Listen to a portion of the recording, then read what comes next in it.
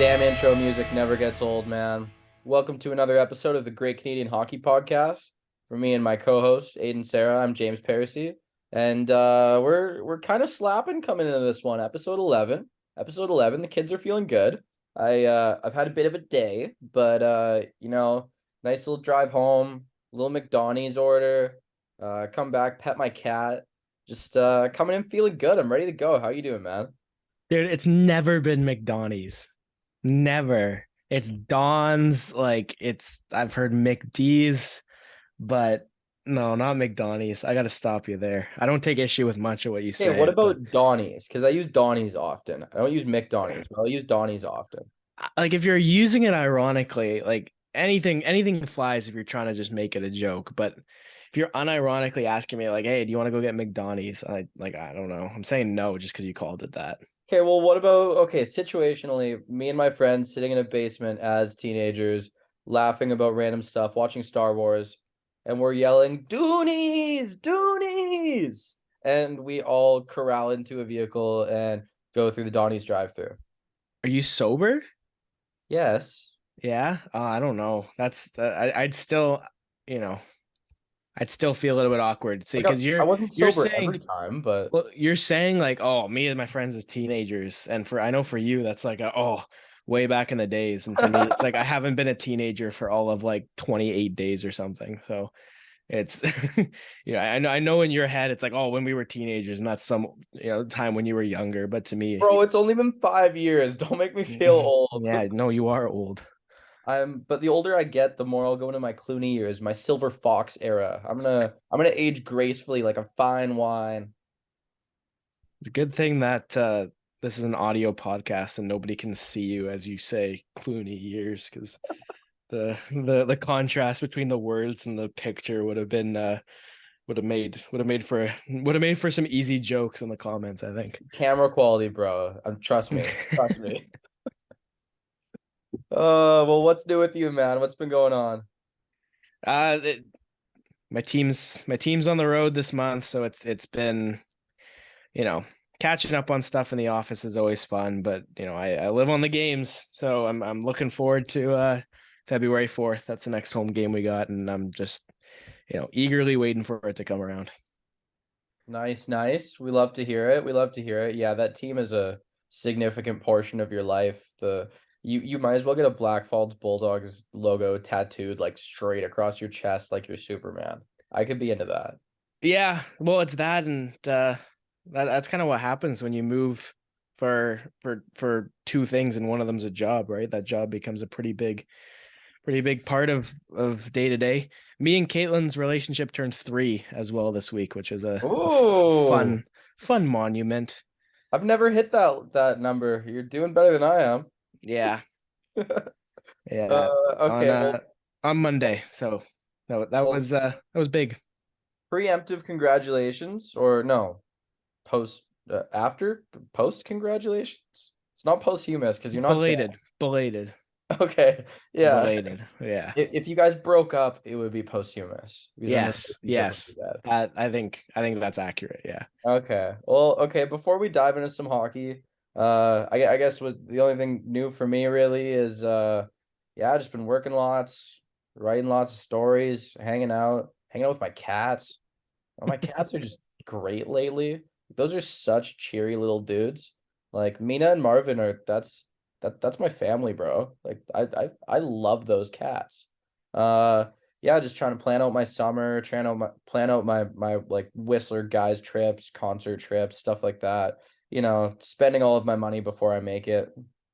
But yeah, before we dive into hockey though, I need to talk about something really serious. I mentioned earlier that I got a Donnie's order, and I'm gonna say it again, Donnie's. And I got McDonald's waffle fries. I have a major bone to pick with this fast food franchise because roughly 3 years ago, they pulled up with garlic parm waffle fries, and those things were insane. I got them like every other day for the couple months that they were around. They were phenomenal. And this half season chunk of waffly looking potato, this is terrible. if it weren't for the jalapeno lime aioli that I got from Costco, then they would have been borderline not edible. My cat wasn't even impressed, and she tries to eat anything I have. I'm hurt, man. What do you think? You had them. I know you had them. Yeah, I mean they were probably like a 3 out of 10, but if I'm trying something at like a fast food place, like I don't know, I'm a kind of I expect to get what I pay for, right? Like if I'm going out and I'm spending, $30 on a meal for myself and it sucks, I'm pissed, right? But if I'm going out and I'm spending $3 on a medium waffle fries and it sucks, it's like, okay, spend $3 on it, whatever. Okay, fair. That just brings up one more thing, another fast food topic before we dive into hockey. Um, last I don't know, spring. I think it was spring 2022. Um, I had to try something that was limited edition on the A&W menu because there's an A&W right next to my SkyTrain. It was called the Best Burger Ever Burger. And dude, this burger was messed up. Someone threw a bunch of ideas in a blender and came out with this. It was a prime rib patty, prime rib quote unquote from A&W. I don't know what that means. The patty tasted like chalky. I don't know what was going on there. And then it had a jalapeno popper in the middle, like a big jalapeno popper, and then a couple kinds of cheese and a bunch of sauce and some pickles. It's when you see those things advertised and created that you have to it starts to bring up the question of like how many layers of people does something like this have to get approved by, right? Like how many people have to be like, yep, just check it off and pass it along before it actually gets made? Because I feel like at some point that had to be stopped and was like, no, we're not doing this.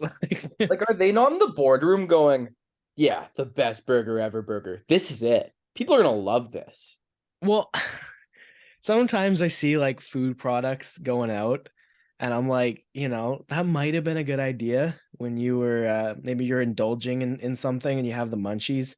But, I feel like you wake up sober and you can't still possibly think that was a good idea. No, you feel the gut bomb just brewing, causing you pain. It's like you have a stomach ulcer, but you don't. It's just there. It's a temporary disease you have for the next couple hours. And hopefully you're Did, relieved of that disease soon. did you try it? Oh, I tried the best burger ever Oh burger. yeah. So like out of 10. You're gonna be surprised. 5. I Yeah. gave it a 5. It was Yeah, no. bold. I'll give Well, it that. well, you know what? A&W overall, as far as fast food places food quality goes, like I'm generally eight, maybe 4 times out of 5, I'm not disappointed. A&W. It's pretty solid. Totally fair. Well, with that 10 minutes straight of fast food talk, Yeah, literally the unfortunately this first, isn't a Munchies podcast. yeah, 8.5 minutes. After that, I think we should dive into some NHL, because that's what people come here to listen to. I mean, maybe they come here to listen to the fast food stuff. I don't know if you've been advertising it as such. The great Canadian, the The great Great Canadian Canadian Meatball podcast to listen to Podcast. when you're hungry. Yeah, The Great Canadian Meatball Podcast. interesting idea. Mhm. Let's back pocket that. Let's put a pin in that. It's already being copyrighted, don't you Yeah. worry. Well, first on our docket, we want to talk about some bad news in hockey, something you never really want to see.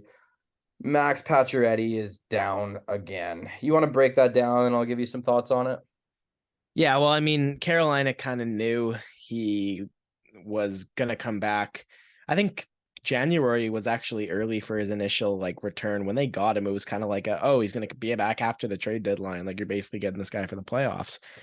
And they get him. And I actually think for Carolina specifically, if he was going to be done for the year, it's better that they obviously knew before the deadline so they can have a contingency plan in place, get a trade going for a forward, somebody like O'Reilly, Horvat, Meier, somebody on the market.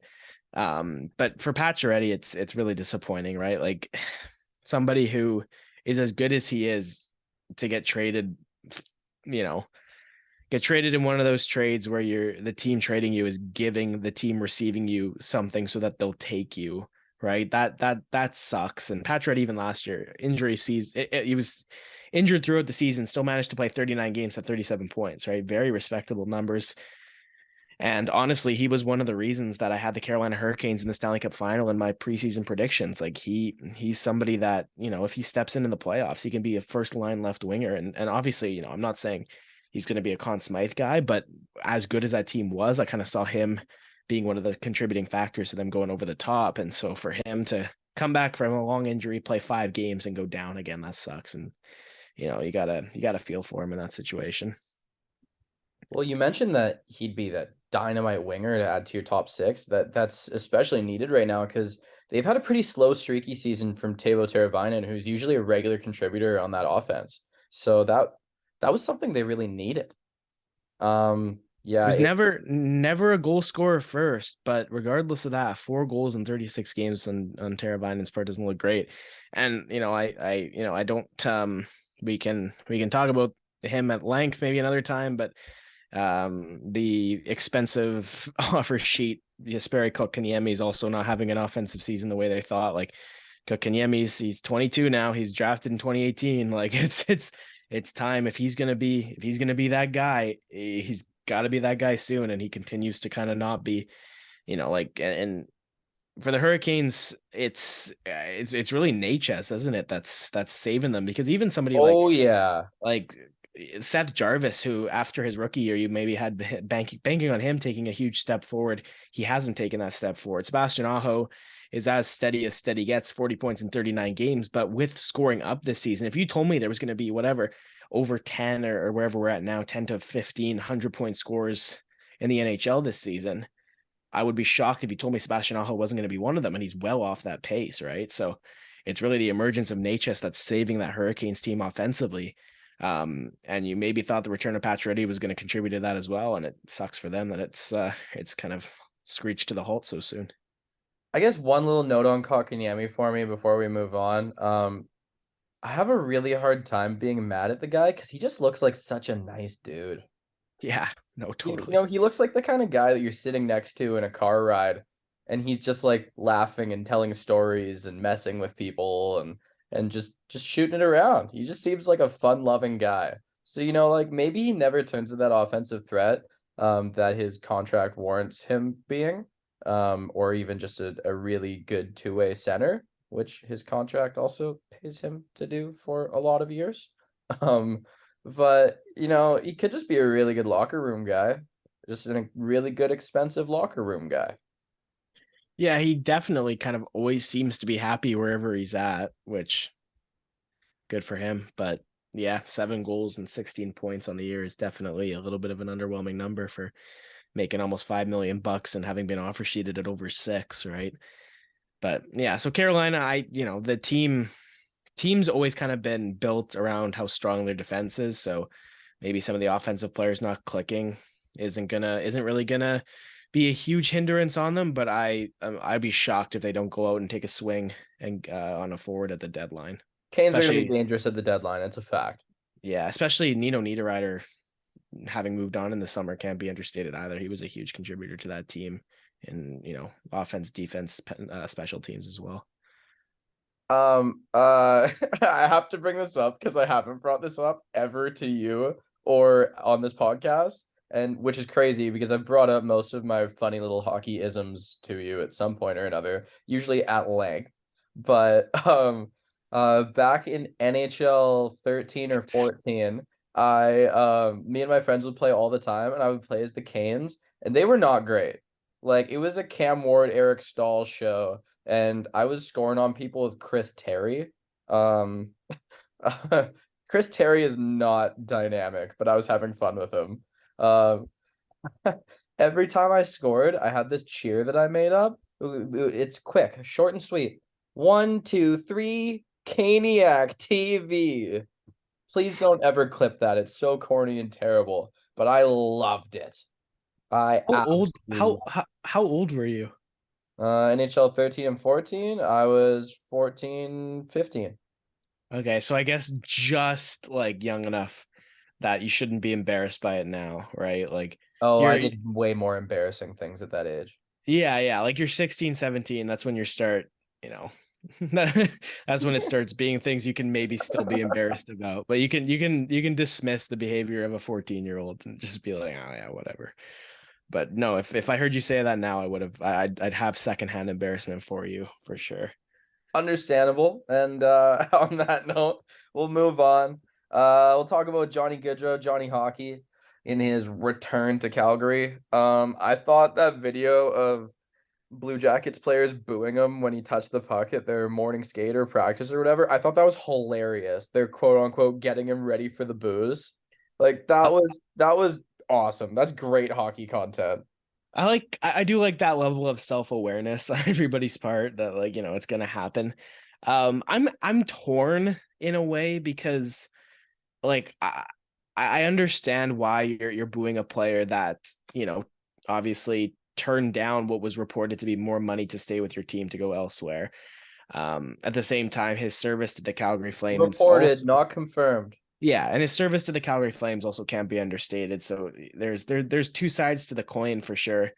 Um, but at the end of the day, I do think it was an inevitability that he endured that on his return.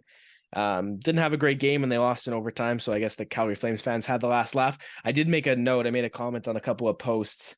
He had 2 power play assists. He did miss the penalty shot. And overall, I watched 2 periods of that game. I think wasn't really a factor 5-on-5, which not the first time I've watched a game where that's the case with Johnny Gaudreau, that's for sure. Are you a Johnny Hockey fan or no? 50-50. I am. I significantly am. I love that guy. That Yeah, guy single-handedly made Calgary hockey entertaining through the late 2010s. Yeah, no, for sure. I liked him when he came into the league. I'm when a guy is so good in a regular season and does nothing in the playoffs, that really hurts my admiration of him. And he was exactly that in 2019. Calgary wins the division and gets beaten in 5 by James's Colorado Avalanche, and Johnny Gaudreau has all of 1 assist in that whole series and looks awful in the process. So since then I've kind of had that impression of him, but he showed up at least for in that first round against Dallas. Big goal in game 7. Wasn't the stud he was in the regular season last year, that he in the playoffs, but he was still good. What I was gonna say though, I've only gone to 1 since I moved here, but I made it out in December to a Calgary Flames game at the Scotiabank Saddledome. They hosted the Vancouver Canucks in the middle of December. So, and it's a Wednesday night game, so it's a national game. Vancouver's in town, it's a rival. Place looked like a sellout. And I genuinely think if I had a buddy sitting across the arena and he yelled at me, I'd be able to hear him. Place was quiet. I could hear a pin drop. No atmosphere, 0.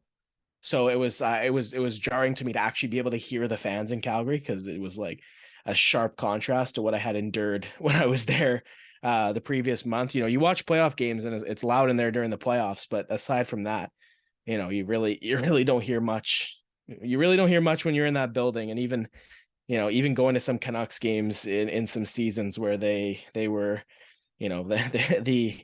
the I always call it the Michael Chaput, Jason Megna era of Vancouver Canucks, like a 50% Rogers Arena capacity at the end of the season. You can hear more of an atmosphere than a sold out Wednesday night game against a rival in a game that means a lot in the playoff hunt for Calgary, which was jarring to me. So it was, I got to commend Flames fans for using their voice and making some noise in that building for a regular season game. It's few and far between when that happens.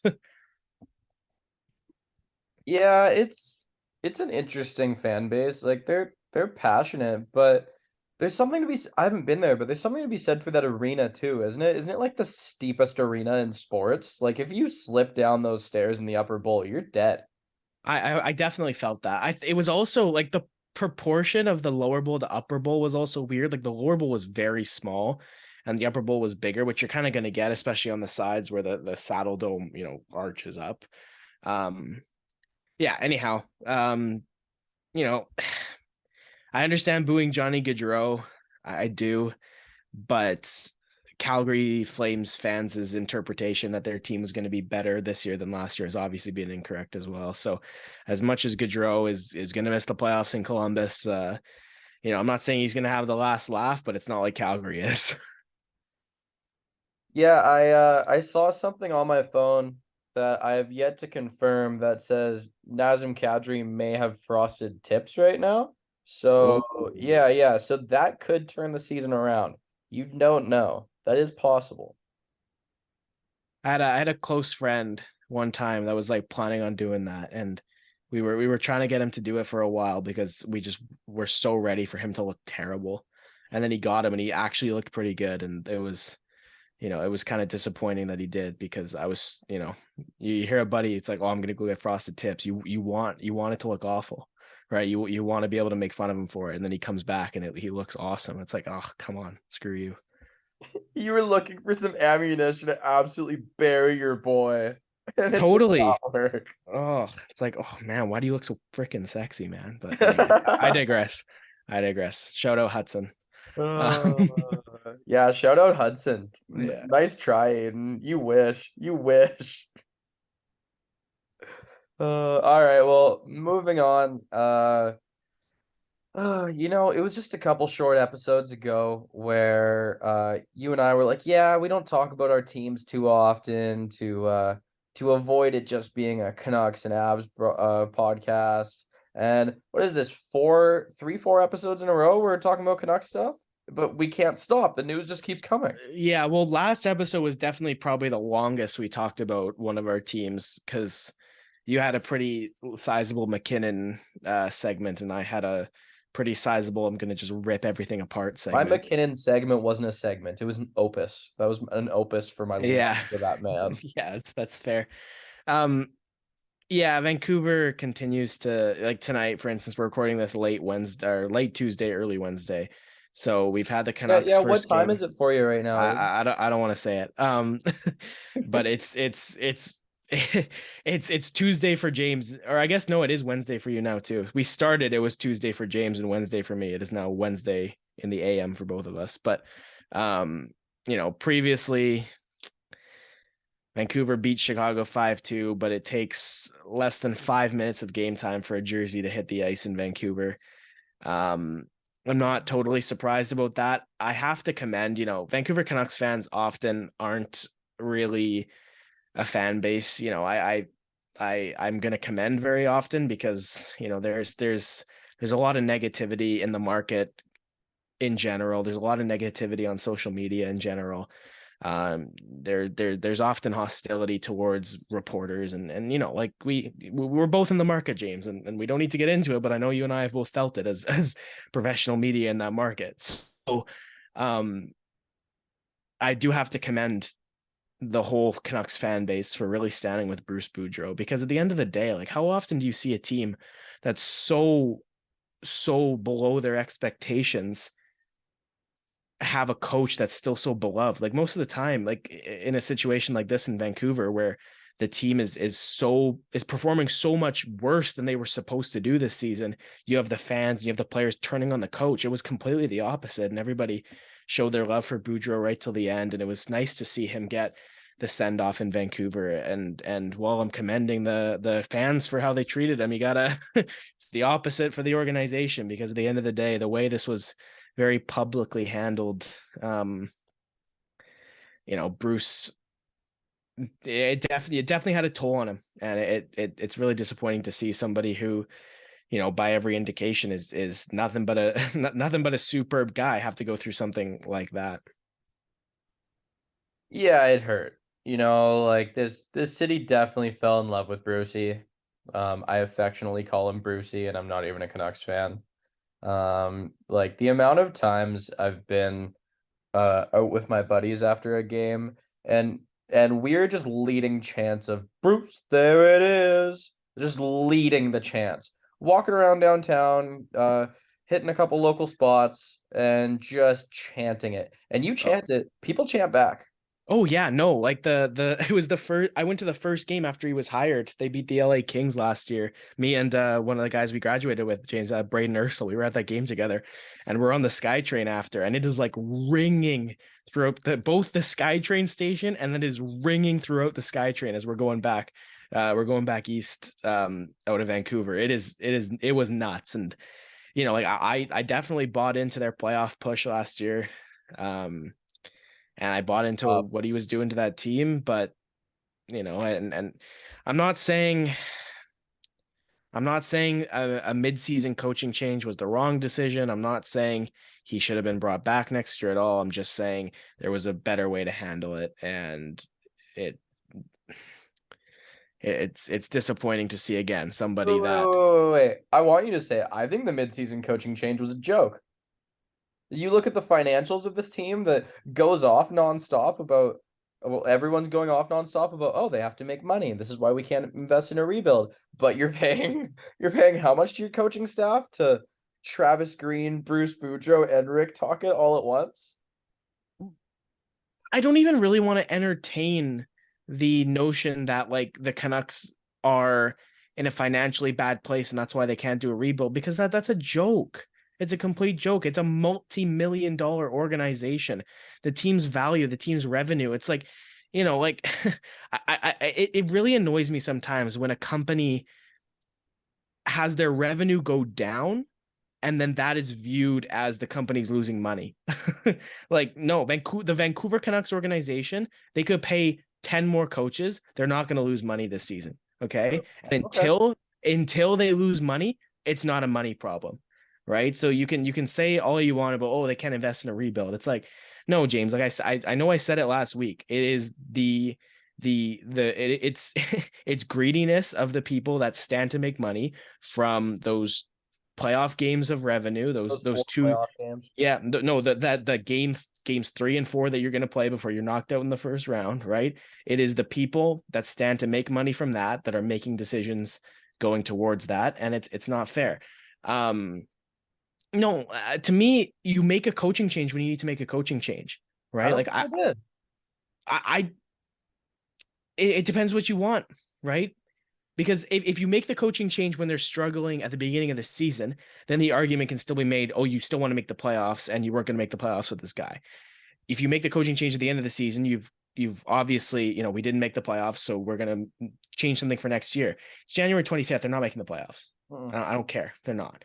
So it doesn't seem like they should have done it now. I'm not saying they shouldn't have done it in the season at all, but right now it was really just it was almost pointless, and it kind of just felt like they did it because they had handled the situation so poorly that it was the writing was on the wall that they were going to do it, and they were like, okay, we might as well do it now.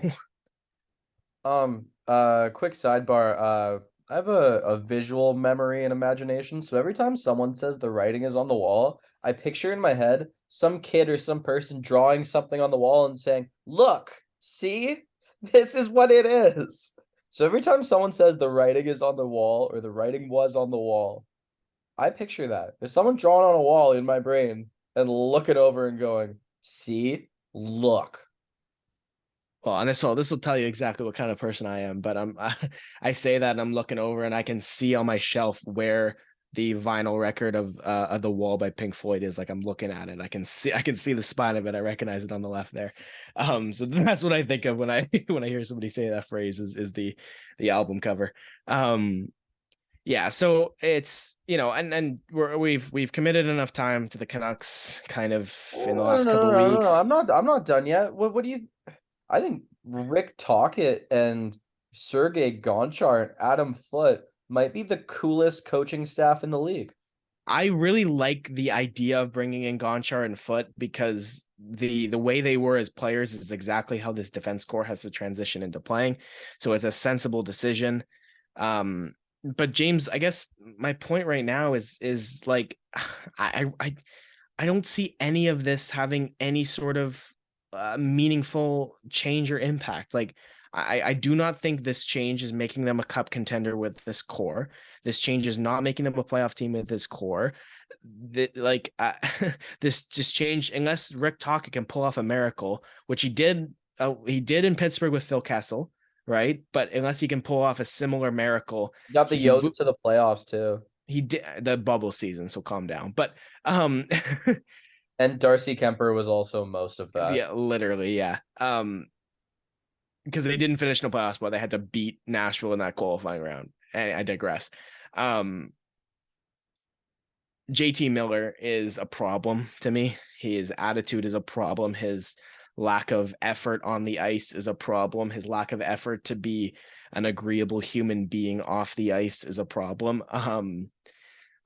So again, if Taka can change this man into a more positive version of all those things I just said, then that helps. But and at the end of the day, the other thing to point to is like, look at what Gaudreau was doing to this team's stars, right? Like Quinn Hughes was thriving offensively. Pettersson was thriving on both sides of his game. Bo Horvat's goal scoring was thriving. Andrei Kuzmenko was thriving. Like, there's problems with this team, but the performance of their top players really wasn't the problem. So now, do I see Rick Tocchet improving the team as a whole? Maybe, because I think the systems he's going to implement and the team defense he's going to really push is going to help the team not be as much of a dumpster fire in their own zone as they usually are. But Pettersson's pace is going to go down. Horvat's pace is going to go down. Kuzmenko's pace is going to go down. I'm calling it right now. And especially when you want to trade Horvat and you maybe want to trade Kuzmenko, that's not a good thing, right? Other piece of this too is almost every team ever gets a new coach bump whenever the coach gets replaced. And the Vancouver Canucks, like I said, they're not going to make the playoffs. And if you're not going to make the playoffs, the best thing you could do is lose the rest of your games. And they will now win more games than they probably would have under Gaudreau. So it's just another negative thing to add onto this pile. Just to bookend this, did you see Andrew Cogliano's comments about Gaudreau? No. So after the Avs beat the Canucks, wish we bet on that. It would have had to be some pretty crazy odds. Like you get like $40 if you win, and I get like $5. I don't even know if I would have.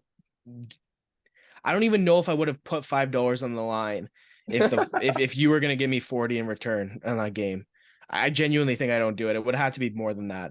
But yeah, so Cogliano basically said Gaudreau is one of the best coaches he's ever had. He's a great coach and an even better person, and his game and his career would not be where they are without him. And he doesn't understand why this ownership, blah blah blah, why everything can't just work with the guy when he's such an agreeable human being. I think everybody but Patrick Allvin, Jim Rutherford, and above would have been willing to. But the other thing too, and it speaks. I don't think it speaks necessarily to mismanagement on Rutherford and Allvin's part, more so mismanagement on ownership's part, which is, I'm going back to that well because it's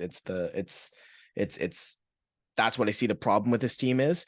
But they hire Bruce Boudreau, the ownership does, and then they hire Rutherford and Allvin.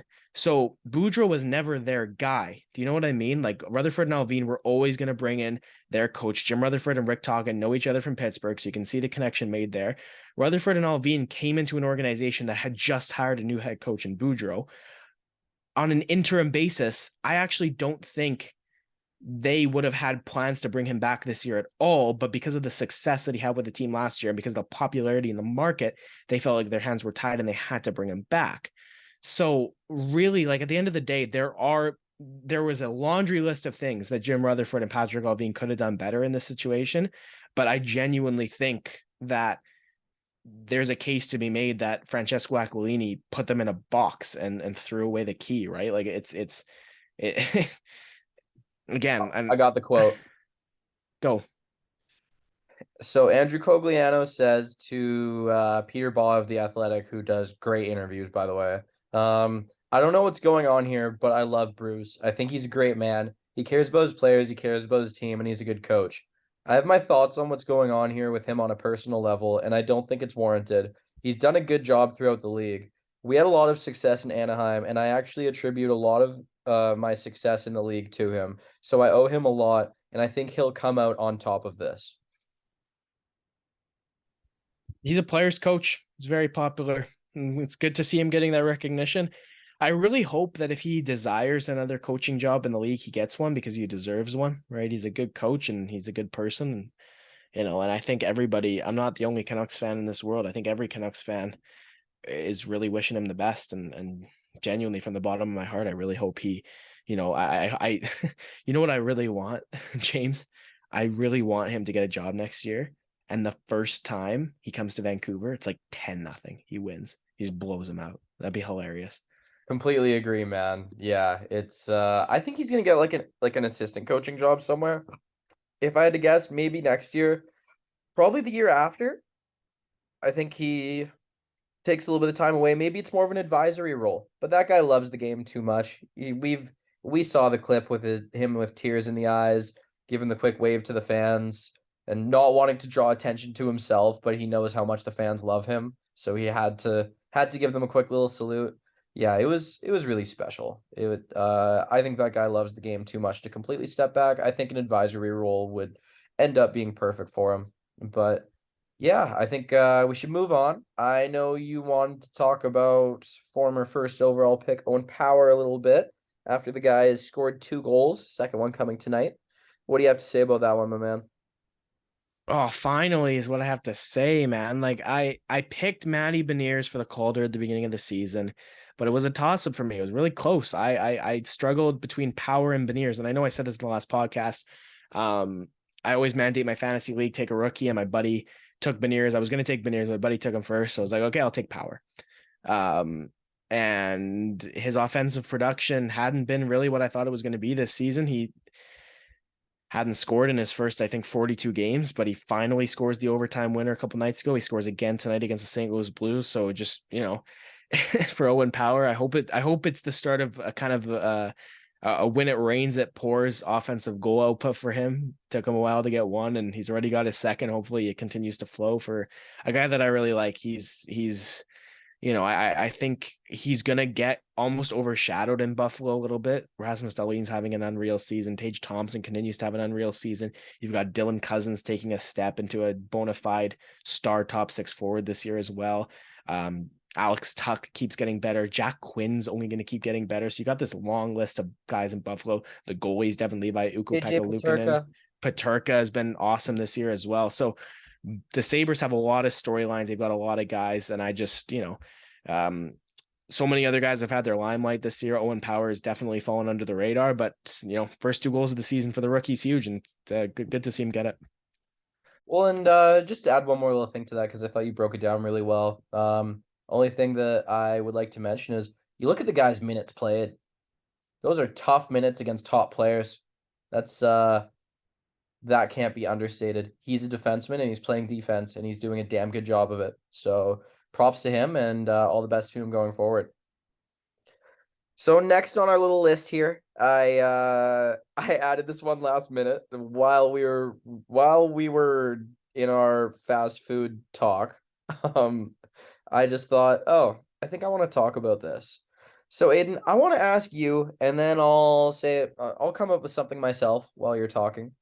I want to know what you think is the return for star San Jose Sharks forward Timo Meier. That's tough because trading in the NHL now is just stupid hard. Like it's so difficult. Every team is either up against the cap or they're over the cap when you take into account LTIR space. So you're trading for a pending free agent that you're not sure if you can sign. It's much like the Horvat situation. What it might end up being is just best offer on the table for the San Jose Sharks. It was Tuck, Krebs, and a first for Eichel, wasn't it? I believe so. There might have been another draft pick in there too. Yeah, I think that sounds right. That there was another pick in there. Just gonna quickly, it was a second. Sorry, so it was Eichel and a third for Krebs, Tuck, a first and a second. I wouldn't be surprised if it's something along those lines back for Timo Meier. Like, for instance, if you're But no looking at contract. Meier has no contract.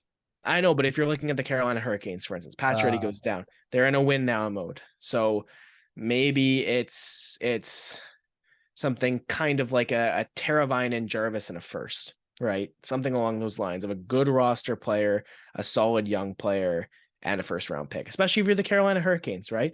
If everything goes to plan for Carolina, that pick is 28, 29, 30, 31, 32. It's near the end of that draft, right? So you also kind of have to consider that like a first round pick from a really good team is a late first. You know what I mean? So I don't know if Carolina wants to part with Seth Jarvis. Obviously, he's one of their, I'm not going to say few and far between, but they definitely have a thin prospect pool with how good they've been recently. That's kind of what happens. But if a team wants to get somebody like Meier, like I love this guy, James. He's so good, and he can, like he can be. I see if the right team trades for him, he can kind of be to a team what Marian Gaborik was to the Kings in 2014. That's always my benchmark of a big deadline trade. And guy leads the playoffs in goals, clutch goal after clutch goal, huge part of the team, huge part of the power play, huge part of the top six, and then they sign him, right, and then they ink him to a contract. So, somebody like a Carolina Hurricanes, Max Pacioretty's free agent at $7 million, right? So if he's traded for Timo Meier, Pacioretty is off your books this summer. You got $7 million to play with.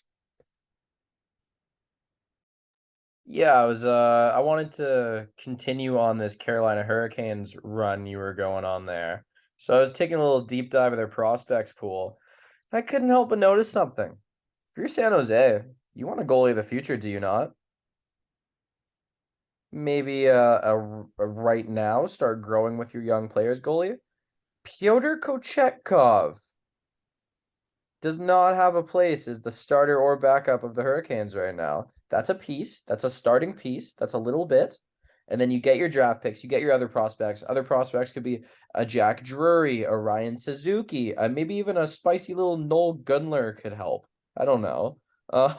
There's pieces there for sure. But I think like if I'm San Jose, I want to take back as many goalie lottery balls as possible. I think that's a great idea. James, they're not giving up Kochetkov, buddy. They're What? not. Freddie Anderson's $4.5 million comes off the books this summer. Antti Ranta's $2 million comes off the books this summer. Both those guys are pending free agents. They are not signing both of those guys moving forward again. They were like, I'm not saying based on either of those goalies' play, it's been a mistake, but they signed two very injury-prone goalies to backstop their team. And what do you know? They've both been hurt a lot since they did that. Kochetkov is Carolina's goalie of the future. He's their goalie of next year. I'm telling you that right now. He would not be in the AHL right now if he wasn't waiver exempt. Promise you that. But Carolina loves going to the free agent goalie pool. They could just go again. Just reload. Again, if they were the Vancouver Canucks, I'd absolutely put money on them making the same mistake they just made over and over again. But I think Carolina is a more coherently ran franchise, so they're not going to do that. Coherent? Are you saying Vancouver's slurring their words? With their actions, yeah. Pretty much. That's about the equivalent. Yeah, so Jarvis has been their only first round pick since 2020.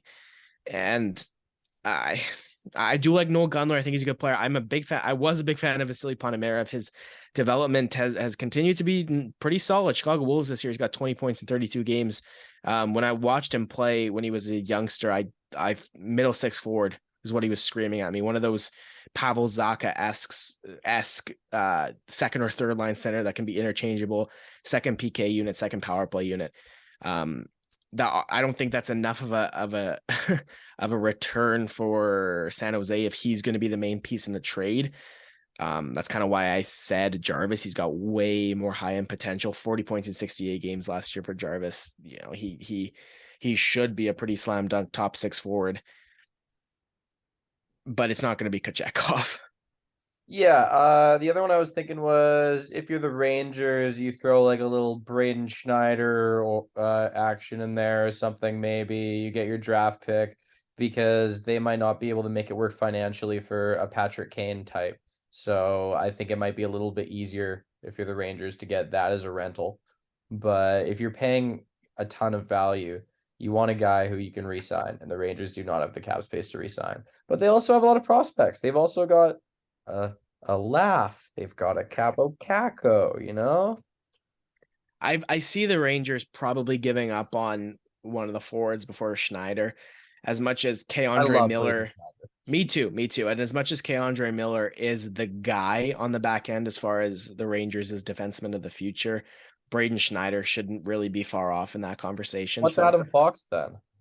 Oh, I mean, defenseman of the future, defenseman of the past, defenseman of the now, right? Fox is the whole package, but you've got if you're staring down a top four for an indefinite top four of Adam Fox, Ryan Lindgren, Keandre Miller, Braden Schneider, and you got Jacob Trouba anchoring your third pair, all of a sudden the Rangers' defense is scary good.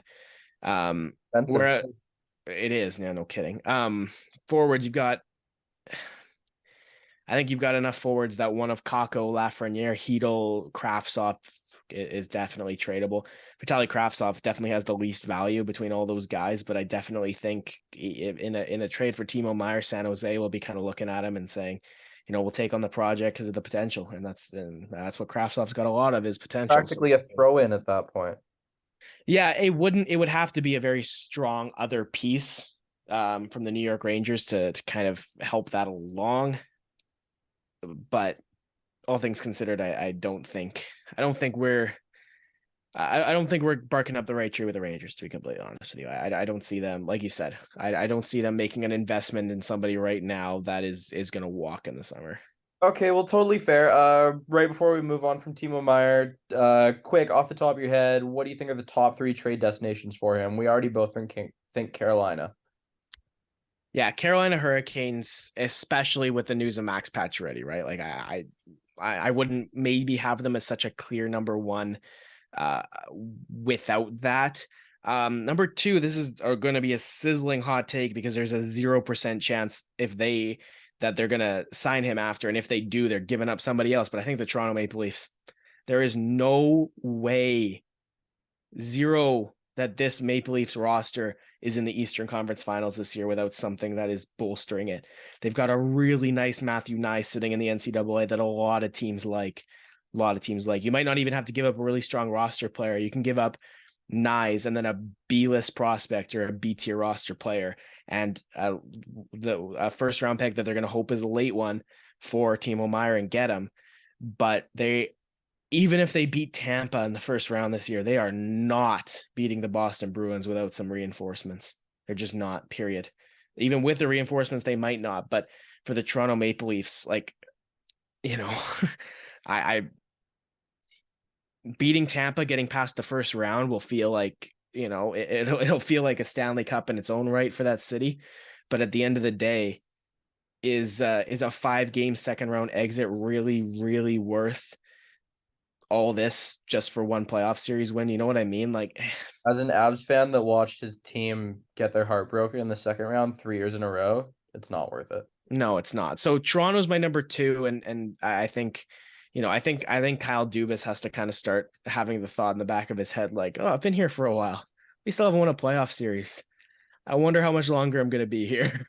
Oh, there's so much I want to go into on that, but we need to move on. Okay, what's your third one? My third one is this one's way tougher, and this is definitely going to be kind of, it's a team that I think is getting a forward. I actually see them as a Bo Horvat fit more so than a Timo Meier fit. But I'm going to go Seattle. They've got the prospects. They've got the draft capital. And they've got a team right now, a bunch of guys that are playing very well.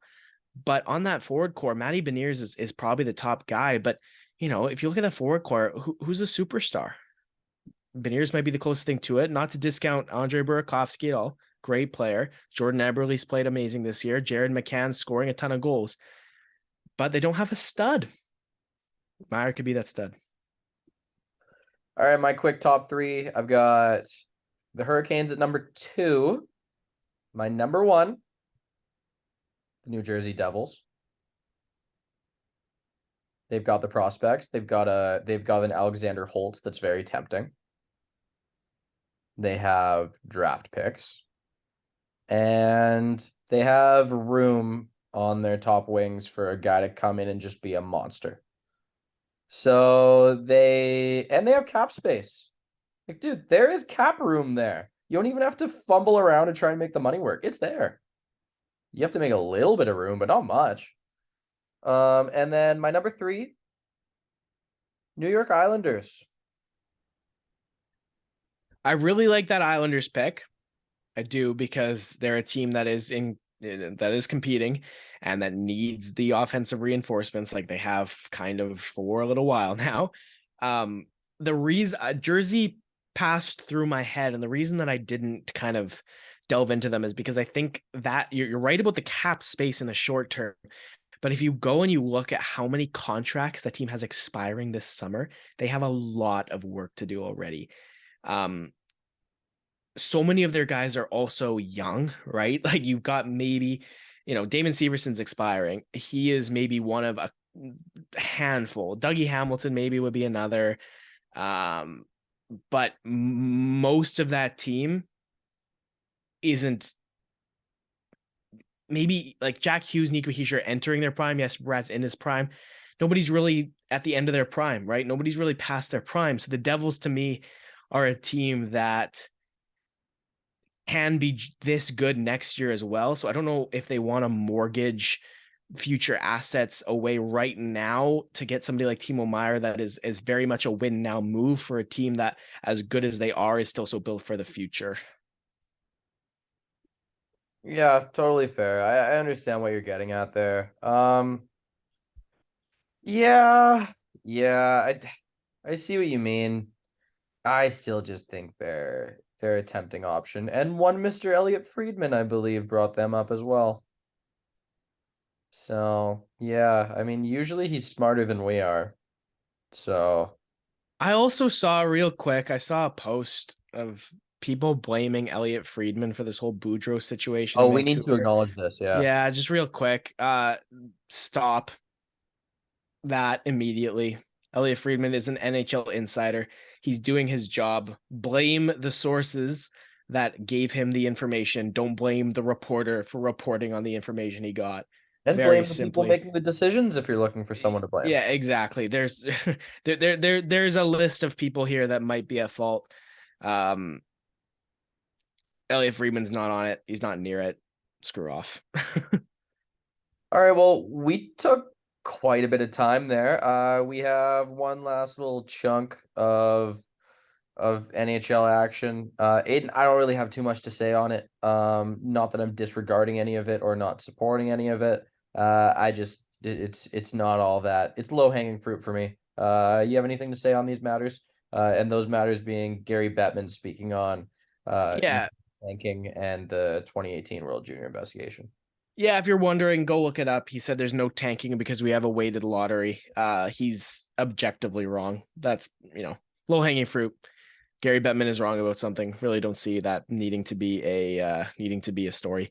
I do want to just quickly say Bettman says the 2018 Team Canada World Junior investigation is, quote, really close to the end.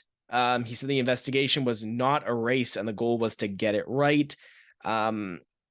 I'm not going to judge the NHL and his handling of this situation yet, because I want to see what the results of the investigation are and then what they do, because there is a chance that the results of the investigation go a certain way and then they handle that very, very well or very, very poorly. So I'm going to reserve judgment. I just did want to give an update that apparently we are close to a resolution, and a resolution on this matter, as I kind of said a couple weeks ago, is a positive thing.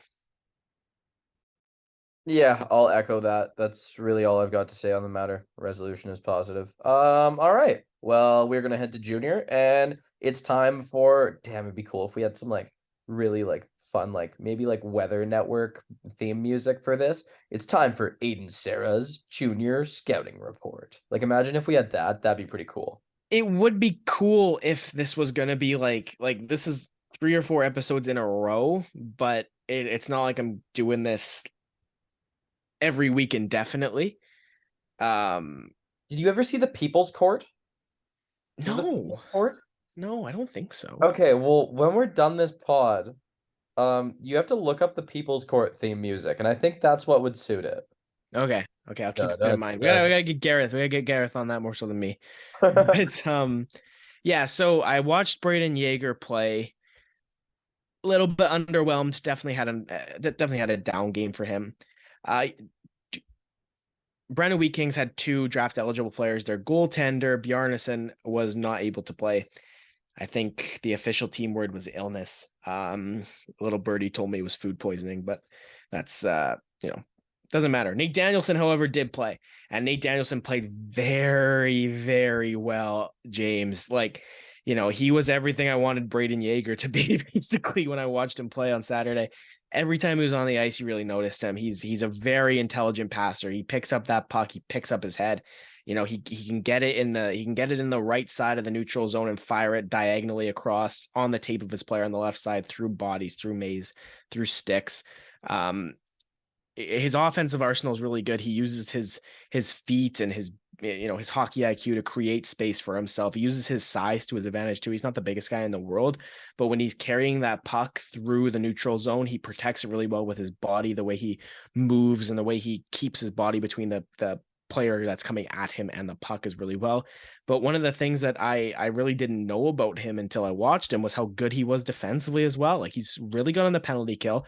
He reads the play really well. He's got a good active stick. He's good at breaking up passes. But another thing that I noticed was on the back check, there were multiple times he just stripped a guy like it was nothing. And you know, it's an underrated skill, being able to come up behind a guy, because that offensive player with the puck always knows you're there. They're always aware of what's around them, and it's really hard to be able to kind of sneak up on them and lift their stick at the puck. And Danielson did it so well on multiple occasions. The Wheat Kings ended up losing to Red Deer in overtime, but yeah, Nate Danielson to me was quite the player. His brother Noah plays for Drumheller in the AJHL, and I have definitely mixed up those names on a broadcast already this year. So yeah, Nate Danielson, you know, I can see statistically, I can see the logical reason that Braden Yeager might be rated above him, but from what I've seen so far, he's no reason Danielson should be below Yeager. Yeah, totally fair. I have not seen either of them play all that much, but yeah, I see what you mean just from the stat lines and what I've heard and what I've heard from you. But all right, well, are we gonna talk about Bedsy before we go to junior or what? Yeah, why not? Connor Why not? Bedard. Connor Bedsy, Bedard. Bedsy kid. Yeah, so I've got Zach Benson to do a quick scouting report on next week, and then Bedard the week after. I don't really need to say much about Bedard. I'm sure by that point everybody would have seen him already. I hope he has a really bad game for when you watch and it's just He wasn't very good in Red Deer the first time. Had one assist and was they did a pretty good job of subduing him at the beginning of the season. But yeah, so another it's a whole other Bob McKenzie prospect rankings that he is again the consensus number one of. It's starting to look like it's as unanimous gets. You go on his elite prospects page, you see that top ranked prospect, and it's got his rankings by all the companies or all the outlets that list those things, and he's number one on all of them, which you don't always see. Even as you know, somebody like an Owen Power wasn't consensus number one, the right? start of the year wasn't Fantilli number one on one guy's list.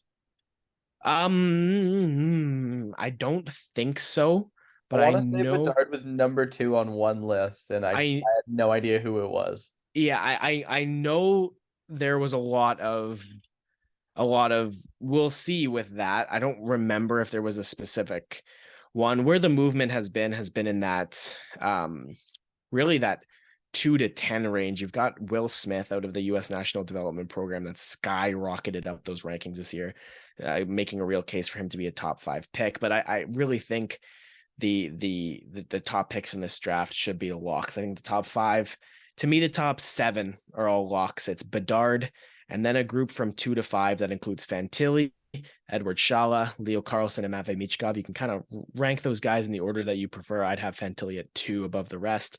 And then you have the number 6, number 7. To me, number 6 is Zach Benson, number 7 is Will Smith, and then from there it's fair game. But Connor Bedard is the one. He's not only a tier above everybody else, he might be multiple tiers above everybody else at this point. And we've talked about it enough. We'll talk about him again, and it's crazy to see, because you know, like you hear all these things, you hear the exceptional status, you see what he's doing, and it really feels like the progression of this guy's hype just has not hit any road bumps. He's just getting I feel like anything but 100-point season next year in the NHL will feel like a disappointment from him at this point. We already have a bet on that, don't we? Yeah, we do. We definitely do. I probably should have waited to see what team ends up getting him to do that, but you know, whatever. Yeah. you gotta wonder if the hype ever plateaus. It usually doesn't plateau until the start of their first pro season. That's when people start to manage expectations more. But one thing when we were just talking about draft rankings is Matvey Michkov not number 2 if it isn't for his contract and the fact that he's Russian? He's 100% top 3. I I'd put him like above Fantilli if it's not for the contract. it's definitely there's definitely a case to be made for that. The guy already looks like Kucherov every time he steps on the ice. It's frightening. Yeah, and if you're scared he's never going to come over, I understand the hesitancy. But if you're only worried that he's not going to come over, for instance, for the duration of his contract in Russia, like, oh, we're not going to get him for 3 years. It's like, okay, so if you're the Chicago Blackhawks and you get 3rd overall and you're not getting Matvei Michkov in 3 years, are you going to contend in 3 years? Is he going to make a difference in your competitiveness in the next 3 years? It depends on what No. your perception of you is, because if you that you're speaking to is the general manager, that general manager probably isn't there in 3 years. That's fair. No, that is more than fair. I'm more just saying the franchise as a whole are not going to be competing for a playoff spot in the next 3 seasons to me at all. They are going to need a few more drafts to get to that point. They're going to need a few more pieces in play. So I think Michkov will show up right around when they want to make that push, which isn't a bad thing. I really, if you get kind of like a team like the New York Rangers were when they picked Lafreniere 1st overall, where it's like a team that's a lot more in win now that dropped down for the season. For instance, if Calgary not only misses the playoffs but ends up falling and then ends up with a top 5 pick, right? For instance, Calgary's win now. They are not building for the future. So I totally see why they wouldn't take Michkov, because they want to pick, like, if it's your choice between Michkov or a Zach Benson, you think Benson's on your team in 2 seasons, Michkov might not be for 4. You want to contend in 2 seasons, you think Benson's that piece, you can take Benson. But if you're not going to be in the playoffs until Michkov shows up anyways, I don't see the point in passing him up. Yeah, totally. And one more quick question for you. Have you used a mock draft simulator at all? Because I had a lot of fun with one last night. No, not as of yet. Are you talking like a mock draft as in like you sim the draft lottery? Yeah, you sim the draft lottery, and I did it about 50 times in a row. There were 3 or 4 occasions where Montreal had pick 1 and 2 because they have Florida's pick. That's awesome. And there was only 1 out of 50 or so times that Vancouver won the draft lottery. They're And that not was going to in win. true Vancouver fashion. They're not going to win the draft lottery. But so that brings up my next point. If you're Montreal and you get 1 and 2, why wouldn't you take Bedard and Michkov? You have a lot of young players already making a difference. You can wait. You can wait for Michkov to come in and be just as much of a superstar. Why not? Yes, you're right. If they get 2nd overall, my vote is they do something really creative with that pick, because you've got Bedard. Okay, you've got Connor Bedard. You've got the face of the franchise. You've got the face of the organization. You've also got Nick Suzuki, Uri Slajkovsky, Cole Caulfield, Kirby Dach on that forward group moving forward. Okay. And So that Harvey Pinard dude, I kind of like him for some reason. Sure, Joshua Waugh, if you wanna continue on. What you have on the back end is Caden Gooley and nobody else. So Arbor Jacki. Jacki out of nowhere, yes, Arbor Jacki's been that. But again, He is that guy. I think he'll be a very, very solid second pair defenseman. Yeah, 4-5. There are no defensemen worth taking in the top 5 of this draft, not even close.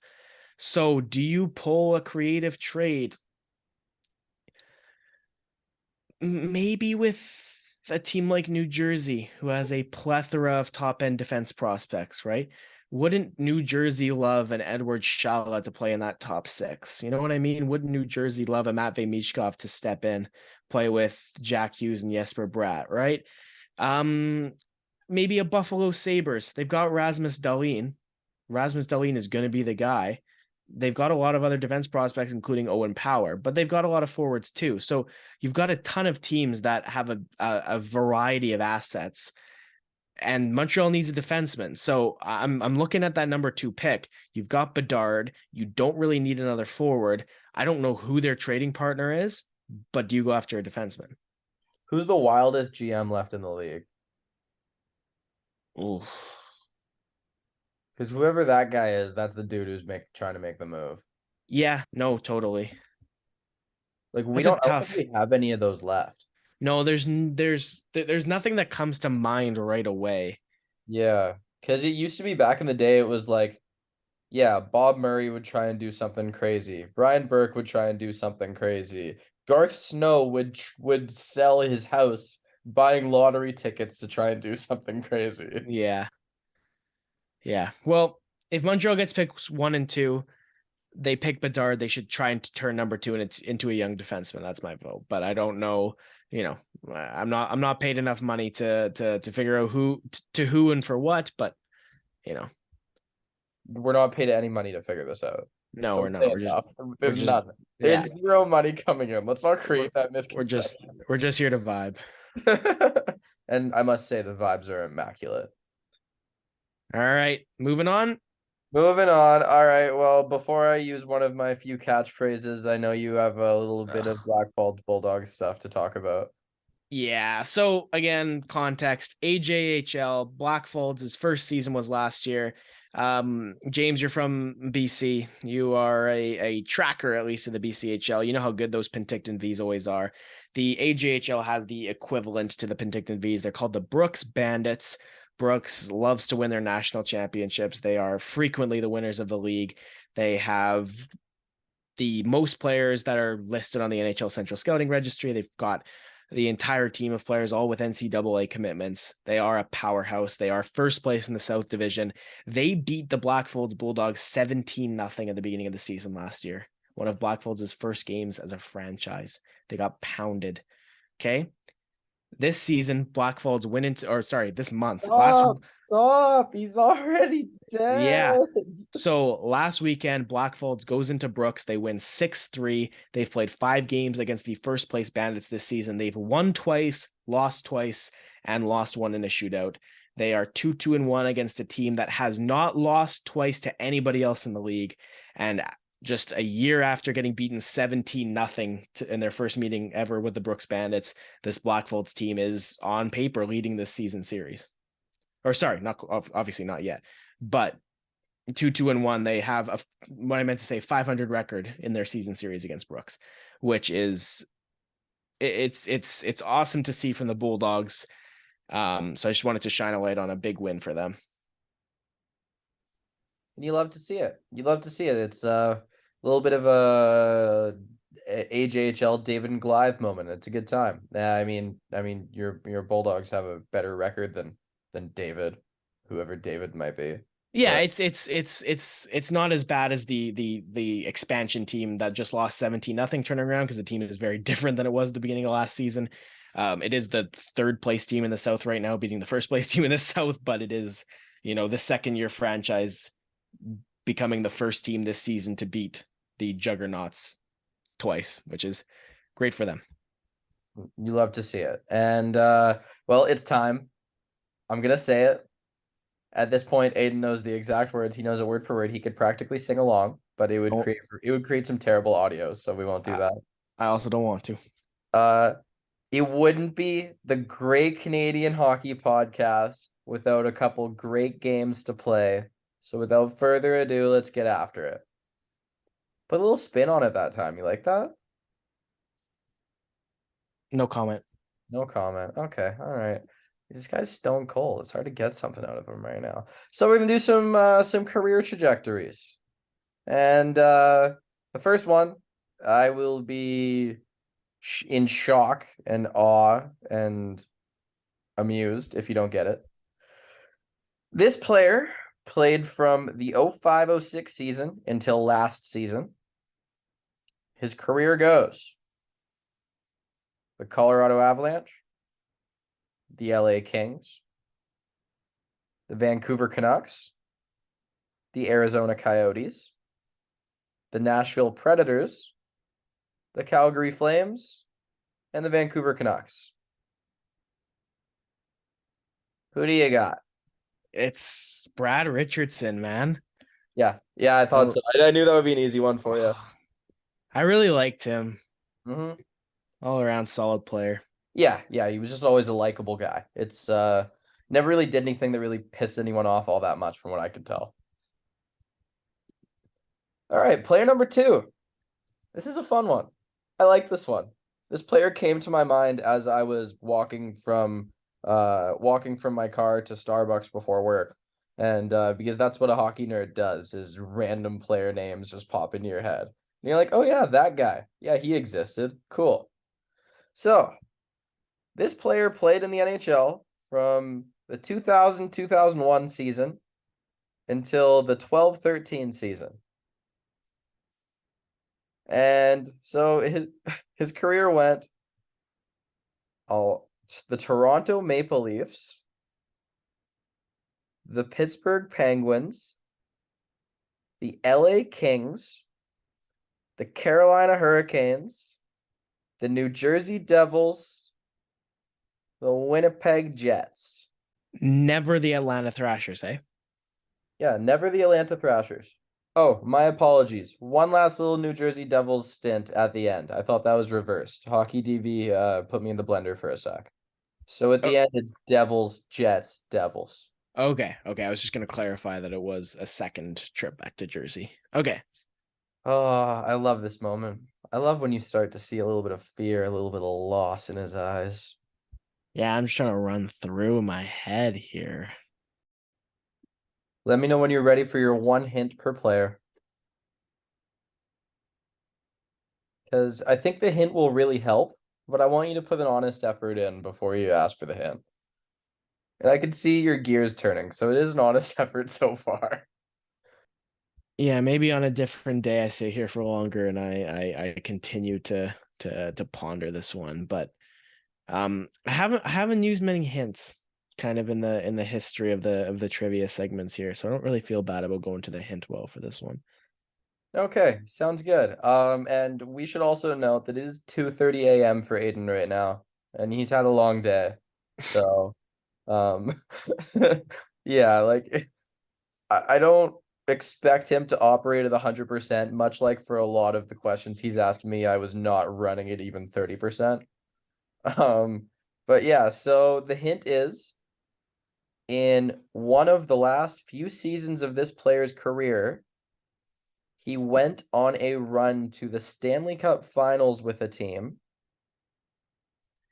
And in that run to the finals, he had 1 goal and 8 assists for 9 points in 24 games. That hint probably does nothing for you, does it? No, well, it does really, because now I'm sitting here just trying to think of the 2012 New Jersey Devils roster. So it does help in that sense. You're on to something. That was an extra hint I just gave you by accident because now you know it wasn't a Winnipeg Jets or Carolina Hurricanes cup run. Well, if he ended his career in 12-13 and you said his last few seasons, I'm assuming you're not talking about Carolina's 06 cup run. Yeah, And exactly. so between Jersey, Winnipeg, that would have been the only one it could have been. So Yeah. yeah, we've narrowed it down to that at least. Yeah, I've got one. Who is it? Alexei Ponikarovsky. Bang! There you go. What got you there? I saw you have the little aha moment. The listeners don't have the benefit of seeing it, but I saw you have. No, it was just me running through names, right? And what helps me is like the memorable moments from that run. And genuinely, I'll tell you exactly what it was for me. It was you think of the Jersey run, you think of Adam Henrique. Yeah, Henrique. he had 2 series winning overtime goals. First one was in the first round, game 7 against Florida. The second one was game 6 against the Rangers. That game 6 one against the Rangers, chaos in front of the net, in front of Henrik Lundqvist's net. Ilya Kovalchuk and Adam Henrique poking away at the puck. And it was Alexei Ponikarovsky that had put the puck on net initially to both spark the scramble in front and then had been involved in poking the puck through Lundqvist that got Henrique to put it in. So it was specifically my recollection of that goal. I do remember him when I kind of started watching hockey. I remember him as an LA King as well. So check that box. I knew he was a Leaf too. I didn't quite remember Pittsburgh, but A long time Leaf. I didn't realize. yeah, no, yeah. So I didn't quite remember the Penguins, but it checked every other box. And the 2012 hint that gave me a boost as well. Do you think you could have got it without that one? Yes, not tonight, man. I would not have committed the time right now Would have to called be me at sitting here. 7 a.m. Friday morning and been like, it's 100%. Ponderovsky. Yeah, if you had not given it to me, I genuinely think it would have just hit me tomorrow and I would have been really upset about it.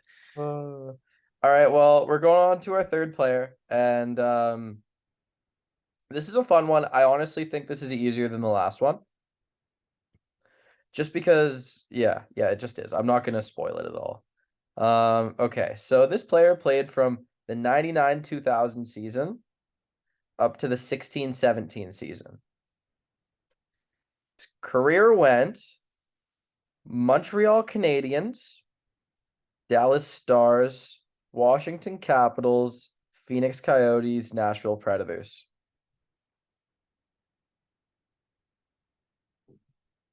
For me, when I see those teams, I know who it is immediately. Mike Ribeiro. How sick was Mike Ribeiro when he was on his game?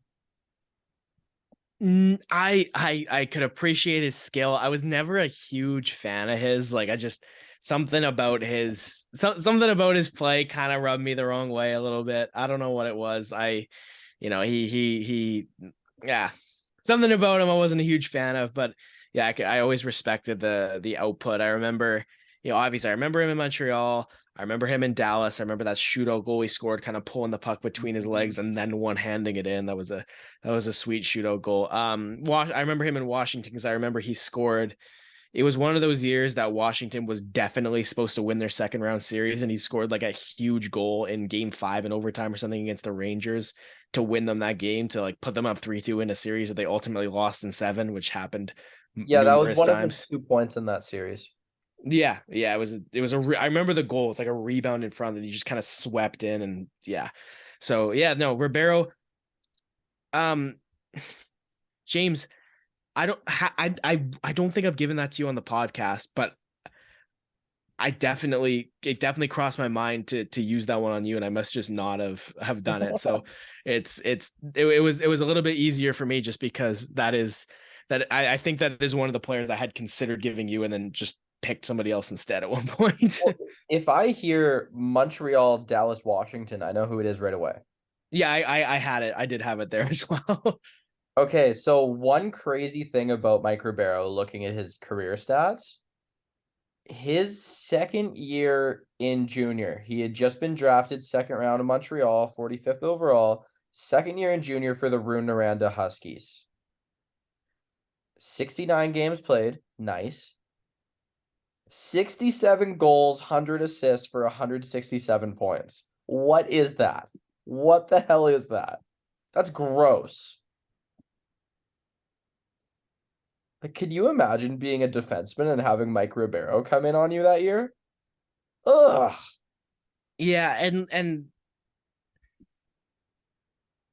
it's always hard to kind of like to sometimes judge players like later in junior, but that was still only the year after his draft year, so he's still a relatively young player. Like you see sometimes 20-year-olds putting up crazy numbers in junior, but he was still only 18 when he did that, which even is more impressive. In his draft year, he played 67 games and had 125 points. Yeah, which is impressive enough already, and it ended up being a second round pick by Montreal that year, and yeah. Great player. You're looking at it now, aren't you? I just pulled it up. Yeah. 69, 67. Gross. Wow. He has No kidding. gross junior numbers. Oh. All right. Well, on that note, we are a little bit deep into this one. About our normal run time. We're getting close to that hour and a half mark. That's pretty standard for us. Yeah, a couple final thoughts after we played a couple games there. some NHL teams are heading into their hockey talk stuff this month, next month, stuff like that. Mental health is a really big thing. I know we have a lot of fun on this podcast, but both Aidan and I are major mental health advocates. We both have our own experiences with stuff ourselves, with people around us, and I just kind of want to. I didn't really tell Aidan I was going to say this. I mean, maybe he expected it, but just if anything's going on in your life, just we live in a society nowadays where it's so encouraged and so okay to ask for help in comparison to like 20 years ago. If anything's going on, speak up, talk to people, see what you can do. You know, only direction is up, right? There's sometimes there's a lot of obstacles to get up. Sometimes it's like a game of Wipeout, like that game show. Sometimes you're just getting toasted left and right, but there is an up. There always is an up. So, that's my little spiel for Hockey Talks month. We're hoping to maybe who knows, if we can organize an interview with someone, maybe someone in the hockey world, in the sports world, something like that in general. Might not be a big name, might be a big name, who knows? We'll try and figure something out. And if anything, thank you for listening. Hope you're doing well. And any thoughts on that, Aiden? Yeah, I mean, absolutely.